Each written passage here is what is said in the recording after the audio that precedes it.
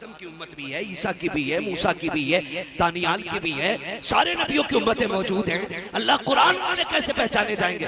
रब फरमाएगा मुंह सूंघना शुरू कर दो, जिसके मुंह से मुश्क की खुशबू आ रही होगी वही मेरे कुरान वाले होंगे। ये तो एहसान मानो हुजूर का कि अल्लाह ने हमें हुजूर की उम्मत में पैदा किया है। हाँ, आए सबसे बाद में हैं, जाएंगे जन्नत में सबसे पहले। ये हमारा मुकद्दर है।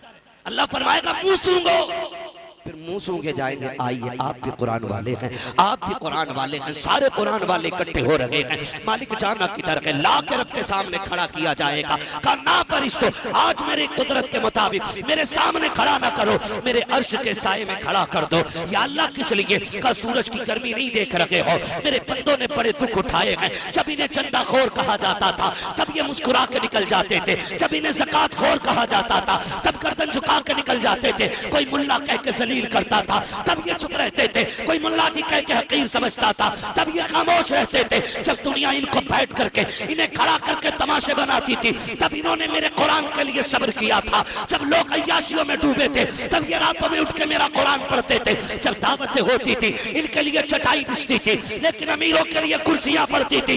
आज इनकी शान दिखाना चाहता हूँ। सारे धूप में खड़े हैं लेकिन मेरे कुरान वाले अर्श के साए में खड़े होंगे। अल्लाह फरमाएगा सुनो, जो तुमने किया था वो तुम्हारी तरफ से मेरे लिए तोहफा था।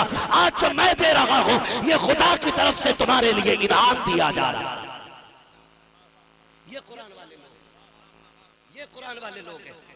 अल्लाह सलामत रखे इन मदरसे चलाने वाले। हाँ, इनके लिए उठ के दुआएं मांगा करो, अल्लाह से रो के कहा करो अल्लाह ये कुरान वाले जिंदा रहे।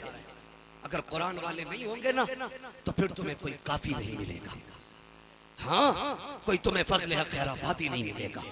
ये मदरसे सलामत रहे तो आज भी काफी पैदा होंगे और फजल हक खैराबाद ही भी पैदा होंगे। ये देखने इदारों के। हाँ, हम तो गैरों की बातों में आके मदरसों के खिलाफ हो गए। जिन्हें पता ही नहीं था मदरसे के खिलाफ, जिन्होंने भौंका कुत्तों की तरह साल के 12 महीने न्यूज में बैठ करके यूं यूं भौंकते रहते हैं। उन्हें क्या पता आ तुझे बताऊं मदरसों ने कैसे कैसे लाल दिए। अहमद रजा मदरसे का बेटा है, मुफ्ती आजम मदरसे का लाल है, अख्तर रजा ताजुश शरिया मदरसे का लाल है, रईसुल अतकिया उवैस मुस्तफा मदरसे का लाल है। ये जितने भी बड़े बड़े हैं ये किसी रोड ने नहीं दिए, मुस्तफा के घर हमें मदरसों ने अता किए। देखो तो सही, आओ तुम्हें बताओ, मदरसे हमारे आतंकवादी नहीं बनाते, मुस्तफा के जानिसार बनाया करते हैं, जानिसार बनाया करते हैं। माफ कीजिएगा, वक्त होता तो मैं बात करता। कहाँ खोने हैं गेसू यार ने, खुशबू कहाँ तक है, मैं किधर चल दिया, मुझे जाना किधर था। बस इतना सुन ले, अल्लाह तौफीक देना। मदरसों के साथ खड़े रहे, मदरसों के साथ खड़े रहे। ये मदरसे ये हमारी शान है। मैं मुबारकबाद पेश करता हूँ उन लोगों को जिनकी कमाई इदारे में लगी है, जिनके पैसे से लुक़्मे कुरान वाले खाते। तुम्हें नहीं पता है, तुम्हें नहीं पता है। हाँ, अबू बकर शिबली रहमतुल्लाह तआला अलैह घर तशरीफ लाए, खाना बनाया बीवी ने। सुने जरा, तवज्जो है ना। खाना बनाया, फरमाने लगे बीवी से, कहा कि क्या बनाया? कहा आज बड़े दिन के बाद गोश्त बनाए। जानते हो हजरत ने क्या कहा? अबू बकर शिबली रहमतुल्लाह तआला अलैह, आप कहते हैं खातून क्या कोई पड़ोस में भूखा नहीं है? ऐसा तो नहीं है कि किसी यतीम ने आज गोश्त न खाया हो। बीवी ने कहा हुजूर है ना। फरमाने लगे फिर उठा और ये सारा खाना गरीबों में तकसीम करा दे। बीवी कहने लगी हुजूर आज कई दिन के बाद ही खाना बनाया और आप गरीबों में भेज रहे। रो के कहने लगे पगली नहीं जानती है, मैं खाऊंगा गंदगी बन के जमीन पे गिरेगा, गरीब और यतीम खाएंगे, ये लुक़्मे नूर के बन के अल्लाह के अर्श तक चले जाएंगे। दौलत तो हमारी है ना, हम लुटाएंगे, हमें हिसाब देना है। हम अगर ये पैसे कुरान वालों पे लगाएंगे तो ये आखिरत में बख्शिश का जरिया बन के हमारे सामने आएंगे। नसीब वाले हैं वो लोग जिनका पैसा कुरान पे लगा करता है, साहिब कुरान के दीन की खिदमत पे लगता है। बड़ी कुर्बानियां हैं। मेरी आपसे गुजारिश है, आपको इस इदारे का ताउन करना है, आपको इस इदारे की खिदमत करनी है। नौजवानों कुछ नहीं पता है, हम रोडों पे रहते, कदम कदम पे हमारे दुश्मन है। हाँ, दुश्मन है। मैं ये बात अक्सर कहा करता हूँ अब्दुल कादिर भाई, अक्सर कहता हूँ कि एक नौजवान ने मुझे फोन किया, बताता हूँ मैं ये बात ताकि अल्लाह करे दिमागों में बातें उतर जाए। उसने मुझसे कहा हजरत जी अल्लाह ने बड़ा करम कर दिया, रात मेरी आंख लग गई, मैं गाड़ी चलाता रह गया और देखो हजरत तकरीबन किलोमीटर गाड़ी चल गई, मैं सोता रहा कोई एक्सीडेंट नहीं हुआ। फिर खुद ही कहने लगा देखा मेरा कितना अच्छा तजर्बा था, मैं पुराना ड्राइवर हूँ। मैंने कहा पगले बस ये बता कोई नेकी करता है कि नहीं। उसने कहा नेकी तो कोई याद नहीं, इतना पता है जब महीने 8 दिन 15 दिन में घर जाता हूँ ना तो मैं अपनी कमाई का कुछ हिस्सा मदरसे के बच्चों को जाके देके आता हूँ। मैंने कहा फिर बस कर यार, ये तेरी गाड़ी जो बच गई ना ये तेरे तजर्बे ने नहीं बचाई है, जब तू सो गया था किसी की दुआएं तेरी हिफाजत करने लग गई। अपनी कमाई में भूखों का हिस्सा रखे, अपनी कमाई में रोजी रखे। खुदा की कसम हमारी तुम्हारी रोज भूख कितनी है? 2 रोटी की भूख है। कितनी है? जोर से बोलो यार। 2 रोटी की भूख है। वो कमाते कितने? 100 रोटी। अल्लाह जो दे रहा है ना वो रज़ाक है। हमारे हिस्से की तो 2 ही थी, फिर 100 क्यों? तो फिर पता चलता वो कहता मैं कभी लेके आजमाता हूँ कभी दे के आजमाता हूँ। तेरी भूख 2 थी, मैंने 100 दी ना तो फिर समझ उसमें 50 किसी और की भी होगी। फिर कोशिश करो किधर देना है, किधर देना। अगर जन्नत में जाना है ना तो फिर तैयारियां करनी है। ये कब्रिस्तान है मेरे ख्याल से,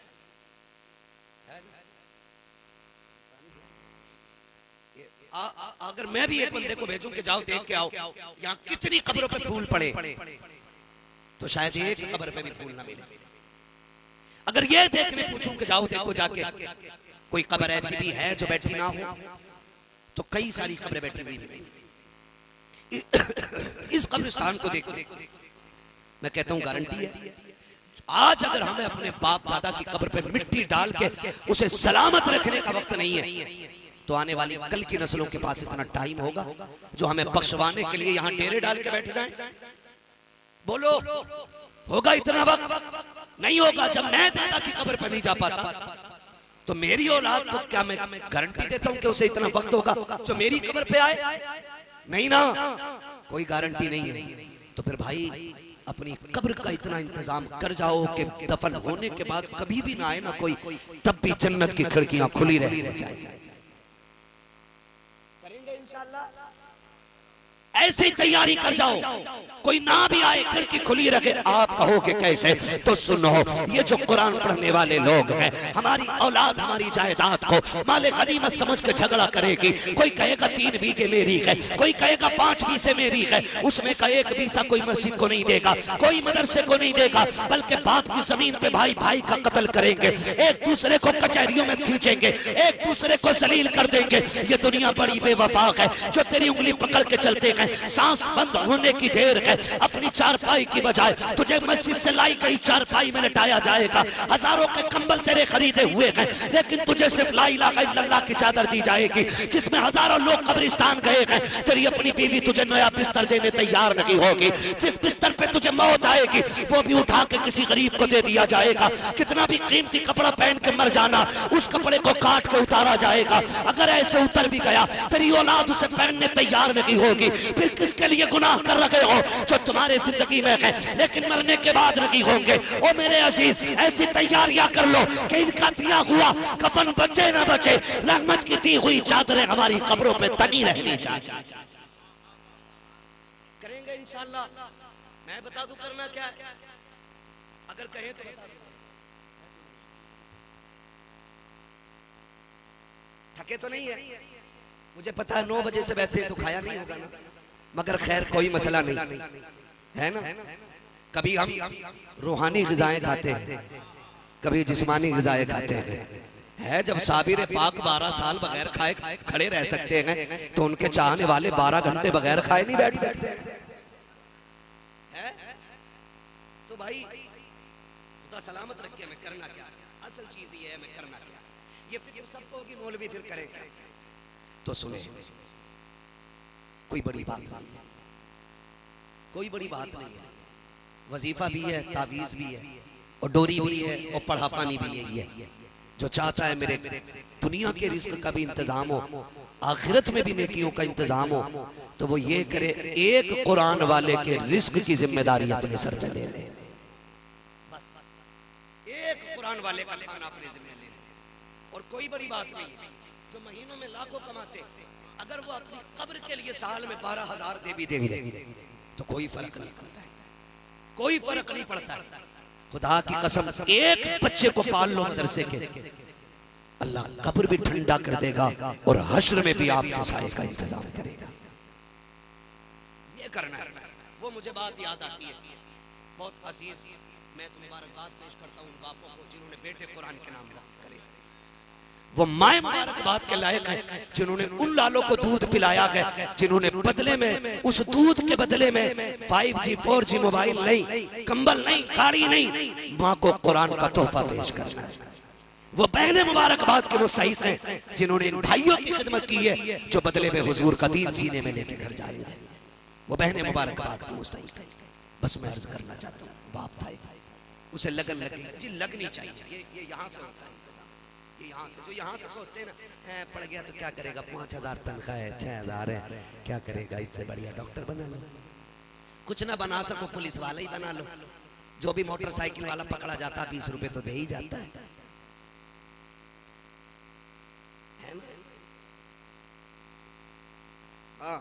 दे ही जाता है ना भैया। बेटे को ना, सही बता रहा हूँ, जूते पॉलिश करना सिखा देना पुलिस वाला। जिसका हो शौक हो जाने, लेकिन मेरी सोच ही नहीं। और सारे भी खराब नहीं होते, सारे भी खराब नहीं होते। वर्दी में सारे गुंडे नहीं होते, कुछ अच्छे भी होते। सही कह रहा हूँ आप। बेटे को जूते पॉलिश सिखाना, लेकिन इस तरह वो अपने नहीं देते। कोई अगर ईमानदारी से ड्यूटी करे तो ऊपर के गुंडे नहीं करने देते नीचे की ड्यूटी। ये हमारी कौम को सोचना पड़ेगा। ये मुल्क किस तरह चल रहा है मेरी समझ में नहीं आता। मैं तो आपसे इतना कहूं, अल्लाह करे ये बात कानून के कानों तक भी पहुंचे। अभी एक पुलिस वाले का बयान मैं कुछ दिन से देख रहा हूं, उसने कहा कि कुछ मुस्लिम बच्चियां जो जेलों में बंद है ना, एक जेलर अपनी अय्याशी के लिए अपने नीचे के लोगों को इसलिए प्रताड़ित कर रहा है कि मेरी अय्याशी के लिए मुस्लिम लड़कियां जेल से निकाल के मेरे बिस्तर पे लाई जाए। ये हमारे साथ हो रहा है। ये सबका साथ, सबका विकास कर रहे हैं। बंद करो ये गुंडागर्दी, और इतना भी न इतराओ कि पानी सर से ऊपर हो जाए। हम कमजोर हैं, बेगैरत नहीं है। हम मर सकते हैं, बेटियों की इज्जतें लुटने नहीं देंगे। मैं इसलिए कह रहा हूं, दुआ करना अल्लाह बेटे को पुलिस वाला ना बनाए। वो रो के कह रहा है, या तो इन्हें मुस्लिम बच्चियां लाके दूं अय्याशी के लिए जेल से, और या फिर मैं अपनी ड्यूटी। वो कह रहा है मैं खुदकुशी करने जा रहा हूं। ये हाल है हमारे। इसलिए मैंने कहा बेटे को जूते साफ करने वाला बना देना, पुलिस वाला ना बना। दुआएं मांगो, अल्लाह हमारी बेटियां जेल का मुंह ना देखे, हमारी बेटियां जेल तक ना जाएं। ये जा भी हमारे कसूर की वजह से रही। आपसे भी मेरी गुजारिश है, कोई कितना भी आपको बहकाए, आपको रोड पे नहीं उतरना। हम संविधान वाले लोग हैं, हम कानून वाले लोग हैं। हम वो काम करेंगे जिस काम से ना मुल्क की तौहीन होगी ना हमारे दीन की तौहीन होगी। वादा करते हैं इंशाल्लाह, वादा करते हैं इंशाल्लाह। कानून भी कोई चीज है, सारे ही खराब लोग नहीं है, अच्छे लोग भी। उम्मीद करते हैं इस जेलर पे कार्रवाई होगी। और हमारी बच्चियां जो जेल में है, अल्लाह उनकी हिफाजत फरमाए। आमीन कह दो यार, और जोर से कह दो आमीन। हाँ, अल्लाह उनकी हिफाजत फरमाए। तो मैं अर्ज कर रहा था, ये लगन होती है, लगन कुछ बेटों को लग जाती है, कुछ बापों को लग जाती है। बेटे को लगी ना तो बेटा दुनिया जानती है मखदूम माहिमी होता है। हाँ, जिसे खुद की लगन लगी बेटा मखदूम माहिमी होता है, और जिस बाप को लगन लगती है ना वो बेटा नकी अली खान होता है। सारे लोग, मैं अर्ज कर रहा हूँ आपसे। तो एक बाप को लगन लग गई बेटे को हाफिज कुरान बनाना। सुन लिया था कि कयामत के दिन ना, कयामत के दिन जन्नत सज गई होगी, सारे अपने अपने मकामात पे होंगे। तो बहुत ऊपर के दर्जे में कुरान के हाफिज के माँ बाप होंगे। हाफिज कुरान के माँ बाप होंगे, वो बैठे होंगे आराम से, तख्त लगा होगा, गद्दे लगे होंगे, और हाथों में सोने के कंगन होंगे, जन्नती लिबास होगा, टेक लगा के मुत्तकियन टेक लगा के बैठे होंगे। और खादिम गुजरेंगे सामने, बोला इधर इधर जी, पानी चाहिए? कहा नहीं। शरबत चाहिए? कहा नहीं। फ्रूट चाहिए? कहा नहीं। फिर क्यों बुलाया? कहा हमारे बेटे भी तो थे ना, वो किधर है? कौन बेटे? का एक को हाफिज बनाया था, एक को कारी बनाया था। वो कहेंगे ठहरे। वो खादिम कहेंगे अल्लाह ये जो जन्नती है ना, ये अपने बेटों के बारे में पूछ रहा है। रब फरमाएगा इसको बता दो इसके बेटे नीचे वाले दर्जे में। किधर? नीचे वाले दर्जे में। वो रो के कहेगा अल्लाह मैं ऊपर के दर्जे में, मेरा बेटा नीचे के दर्जे में। मैं तो कुछ भी नहीं अल्लाह, मैं तो हल चलाता था, मैं कभी मदरसे नहीं गया, मैं मजदूरी करता रहा, मैंने कभी कुरान नहीं पढ़ा अल्लाह, मैं तो ईंटें उठा के फिरता था, मुझे कभी कुरान पढ़ने की तौफीक नहीं हुई। अल्लाह मेरा बेटा नीचे कैसे और मैं ऊपर क्यों? रब फरमाएगा चाहता क्या? कहा बेटे से मिलना है। हुक्म होगा फरिश्तों इस बाप को नीचे न लेके जाना, इसके बेटों को नीचे से ऊपर लेके आना। ये इज्जत दी जा रही है कुरान के कारी के बाप को। का इसे नीचे नहीं लेके जाना बल्कि बेटों को ऊपर लाया जाए। जब बेटे आएंगे बाप बेटे मिल के बैठेंगे, कहेंगे या अल्लाह अब तो बता दे मुझे जन्नत क्यों दी? का तेरे बेटे की वजह से। का जिसकी वजह से मुझे जन्नत मिली है, इसका मकाम नीचे किस लिए है, मेरा मकाम ऊपर क्यों है? रब फरमाएगा बता जब तू दुनिया से आया था तेरा बेटा कितने साल का था? वो कहेगा मालिक ये 20 साल का था। फिर बेटे से पूछा जाएगा जब तू दुनिया से आया है तो तू कितनी उम्र पा के आया? वो कहेगा मालिक 50 साल। का बाप बेटे के बगैर कितने साल गुजारे है? वो कहेगा मालिक 30 साल। अब रब बाप से कहेगा तुझे पता है जब तू आया था तेरे अमाल खाली थे, हाथ खाली थे, लेकिन तू नहीं जानता कि जब तू दुनिया से आया था तू तो दुनिया से चला आया। तेरा बेटा रमजान के महीने में रोज मुसल्ले पे खड़ा होता था, रोज अलहम्द पढ़ता था, रोज कुरान की तिलावत करता था। जैसे जैसे ये कुरान के कलमे जबान से अदा करता था वैसे वैसे मैं तेरे दर्जे बुलंद करता चला गया। 30 साल हो गए तेरे बेटे ने किसी महफिल में जाके अल्लाह का नाम लिया, रुतबे तेरे बुलंद किए गए। तेरे बेटे ने मिंबर पे बैठ के नबी का नाम लिया, रुतबे तेरे बुलंद होते रहे। तेरे बेटे ने मकतब में बैठ करके बिस्मिल्लाह पढ़ाई, रुतबे तेरे बुलंद होते रहे। बता मैं तुझे नीचे क्यों रखता जब तेरी बुलंदी तेरे बेटे की तिलावत की 30 साल की मेहनत है। सुन हम जमाने को बताना चाहते हैं जो कुरान वाले होते हैं उनकी भी शान अलग होती है, जो इनके बाप होते हैं उनके भी रुतबे अलग हुआ करते हैं।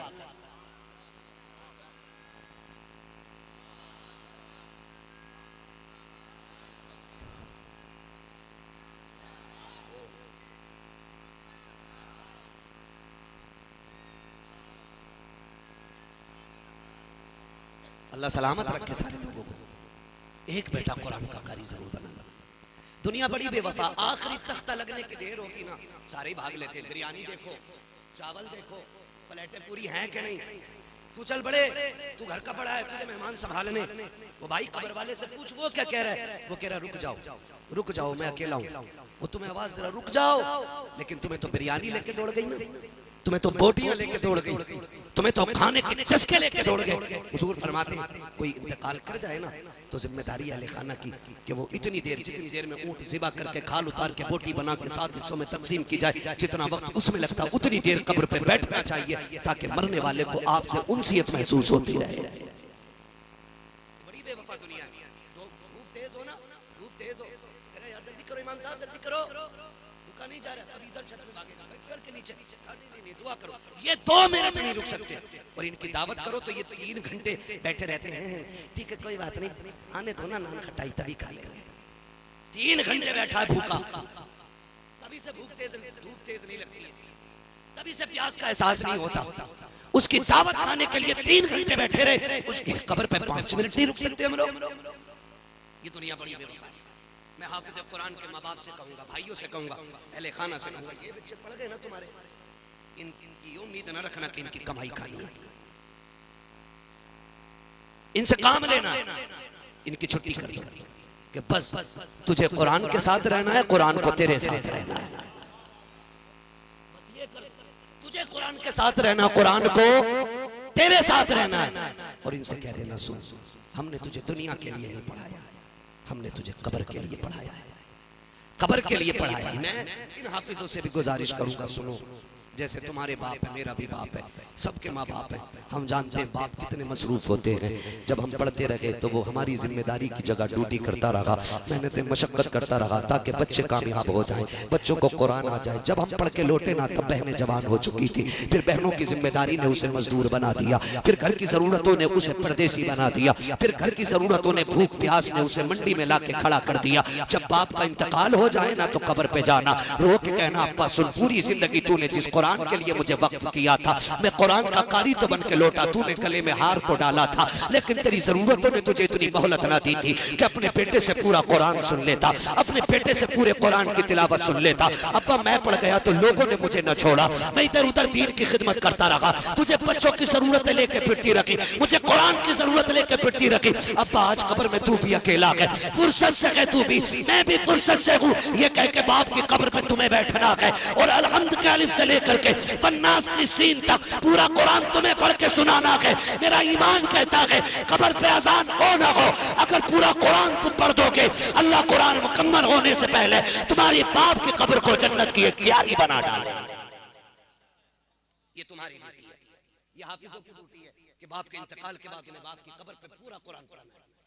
मेरे ऊपर ना छोड़ देना, मैं खाली टाइम मेरे ऊपर ना छोड़ देना, मैं धोखा दे के निकल सकता हूँ, लेकिन तुम्हें बैठना है, तुम्हें बैठना है। वो कहा था बेटे को कुरान पढ़ाना, लेके मदरसे गया, मदरसा ज्यादा बड़ा नहीं था, मैं तो हजरत का इदारा देख के हैरत में हूँ, इतनी छोटी इमारत और इतना बड़ा काम, सुभान अल्लाह। बोल दो यार सुभान अल्लाह। हाँ, एक घर में 4 लोग हो तो घर नहीं चलता है। हाँ, 5 कमाने वाले 5 लोग हैं फिर भी झगड़ा है, आज सालन में क्या बनेगा। सलाम करो इन मदरसे वालों को, जिम्मेदार एक होता है, खाने वाले सैकड़ों होते हैं, लेकिन कभी झगड़ा नहीं होता, क्योंकि ये जो मदरसे में खाते हैं ना, जेब आपकी होती है, लंगर मदीने वाले का हुआ करता है, लंगर हुजूर का होता है। ये मदरसे ना हम चलाते ना तुम चलाते हो, ये मदरसे अपने कर्म से शाह उमम चलाते हैं, है ना, हुजूर चलाते। कोई 10 रुपए दे के एहसान ना करना। बस मैं बड़ी तेजी से बात समेटने लगा हूँ, अर्ज करने लगा हूँ मैं कि वो उसको शौक हुआ बेटे को पढ़ाना, मदरसे लेकर के गया, मदरसे के मुअत्तमिम साहब कहने लगे यार बच्चे पूरे हो गए, अब जो है ना खाने का इंतजाम नहीं है, हमारी वुसअत से बाहर हो जाएंगे बच्चे, इसलिए हम ना बच्चा नहीं ले सकते। तो शौक था बाप को, उसने कहा हजरत जी कोई मसला नहीं, बस इतना बताओ बच्चे खाते किधर है। कहा कैंटीन में, मतबख में बैठ के खाते। उसने कहा मेरे बच्चे के हिस्से की रोटी नहीं है ना? कहा नहीं। उसने कहा कोई बात नहीं, मेरा बच्चा रख लो, ये 4 साल का बच्चा है मेरा, इसे रख लीजिए, इसकी भूख कोई ज्यादा खुराक ज्यादा नहीं है, इतना कर्म कर देना, जब बच्चे खा के उठ जाया करे ना तो दस्तरखान पे झाड़ू लगने से पहले मेरे बच्चे को 5 मिनट के लिए भेज दिया करना, जो गिरी पड़ी रोटी हुआ करेगी उसी को उठा के मेरा बच्चा जिंदगी गुजार लेगा। ये कुरान से इश्क की बातें होती हैं, ये कुरान से लगन होनी चाहिए। उसने कहा जी भेज दो, मेरा बेटा बच्चों का गिरा हुआ खाना खाना करेगा। रख ले, उस्ताद ने रख लिया, लेकिन सुने जब हौसले जवान होते हैं तो इंतजाम खुदा कर दिया करता है, खुदा इंतजाम करता है। अभी 2 दिन गुजरे थे, बच्चा भूख के आलम में था ना, एक बूढ़ी आ गई, कहने लगी मौलाना घर में कोई नहीं है, मैं न बेटा है न शोहर है, मैं बूढ़ी हूँ, अकेले खाना अच्छा नहीं लगता, एक कुरान वाला दे दे, मैं जिसके साथ खाना खा लिया करूँ। उस्ताद ने उसी बच्चे की तरफ देखा, कहा मुस्कुरा के चल इंतजाम हो गया है, बूढ़ी आ गई है, हुजूर की तरफ से तेरी दावत का इंतजाम हो गया है। बच्चा उठा, बड़ी खुशी खुशी दौड़ा, बच्चा छोटा था 4 साल का ना, तो बूढ़ी ने सीने से लगा के कहने लगी मेरे लाल चल, तुझे माँ मिल गई है, मुझे बेटा मिल गया, तू परदेसी है ना, तुझे माँ मिल गई, मुझे बेटा मिल गया। और फिर कहती देख परेशान ना करना, मैं बूढ़ी हूँ, खाना लेकर नहीं आ सकती, लेकिन मेहरबानी करना, वक्त हो जाया करे, खुद आ जाया करना। बच्चा तैयार हो गया, खाना खाने लगा, वक्त बीत गया। एक दिन वो आया जब बच्चे के कुरान के हिफ्ज का आखिरी सबक चल रहा था। बोले सुभान अल्लाह, जोर से बोल दो यार सुभान अल्लाह। मुझे नहीं पता किस लालच में बैठे हो, मैं कुछ नहीं दे सकता हूँ, आज कुरान के सदके में जो भी देगा साहिब कुरान अता करेगा। जी हम तो कुरान के जश्न में बैठे हुए।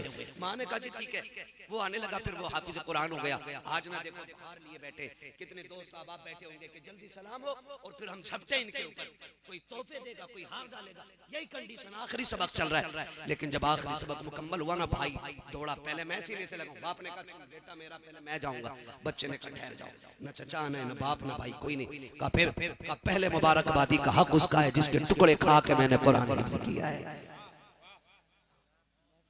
पहली मुबारकबाद उसे दी जाएगी जिसने रोटी खिलाई रोज की। वो खिलाई बड़ी इज्जत से थी, कहती थी बच्चा परदेश का है, लेकिन सुन पहली रोटी तेरी रहेगी, दूसरी रोटी मेरी रहेगी। खिलाते और भी कहते लो यार बछड़िया खाई, लो यार, ये होता कुत्ते को डाल, समझ रहे ना क्या क्या। एक हंगामा में सर हो तो भूलूं उसको, सैकड़ों बातों का रह रह के ख्याल आता है। वक्त बहुत तेज आगे बढ़ गया, पता न चल सका। जब वो आखिरी सबक हुआ तो बच्चा उठ के दौड़ा, दौड़ के जब उस माई के दरवाजे पे गया ना जो रोटी खिलाती थी, जाके देखा भीड़ लगी है, लोगों ने सफेद टोपियां लगा रखी हैं। कहा क्या हुआ? कहा ये जो खातून थी इस घर की आज इंतकाल कर गई। बच्चे की चीख निकल गई, रोता हुआ वापस आया। उस्ताद ने कहा क्या हुआ? कहा जो मुझे रोज पहली रोटी खिलाती रही ना, आज खुशखबरी वाले दिन वो दुनिया से चली गई है। बच्चा रात भर रोता रहा। सुबह को जब आंख खुली, जो तलबा निकले ना बाहर, तो लोगों में चर्चे हो रहे थे। कोई कह रहा था मैंने जन्नत में देखा है, कोई कह रहा था मैंने जन्नत में देखा है, सब बातें कर रहे। एक ने पूछा देखा कैसे? उसने कहा मेरी बात हुई। मैंने कहा तुझे जन्नत कैसे मिल गई? उसने कहा नेकी कोई और तो नहीं पता, जब रब की बारगाह में हाजिर हुई, अल्लाह ने फरमाया हिसाब कोई नहीं लेना, तूने कुरान वाले को खाना खिलाया था, इसके बदले में मैं तुझे जन्नत अता कर दे रहा। वो तो निहायत सस्ता सौदा बेच रहे हैं जन्नत का, हम मुफलिस का मोल चुकाएं, अपना हाथ ही खाली है। तो कोशिश करें, आखिरत की तैयारी यही है कि हमें कुरान वालों से प्यार करना है। करेंगे इंशाअल्लाह, खिदमत करेंगे इंशाअल्लाह। सारे लोग वादा करते हैं इंशाअल्लाह, या तो कुरान वालों से प्यार करें, या कुरान वालों की बातें सुने, या कुरान वालों की जमात में शामिल हो जाएं, या तालिब इल्म बन जाएं, या फिर आलिम दीन बन जाएं। करेंगे इंशाअल्लाह। कम से कम एक बेटे को कुरान का कारी बनाना है। अब मुझसे फरमाया गया या अय्युहल्लज़ीना आमनू उदखुलू फिस्सिल्मि काफ़ा, ईमान वालों पूरे पूरे इस्लाम में दाखिल हो जाओ। तो पूरे पूरे दाखिल होने का मतलब है हमारा ज़ाहिर और बातिन इस्लाम का एक होना चाहिए, एक होना चाहिए। ये नहीं है कि रात भर पीते रहे, सुबह को तौबा करके फिर निकल लिए, है ना? ऐसा नहीं करना है, ऐसा नहीं करना। हमारा ज़ाहिर भी मुसलमान होना चाहिए, हमारा बातिन भी मुसलमान होना चाहिए।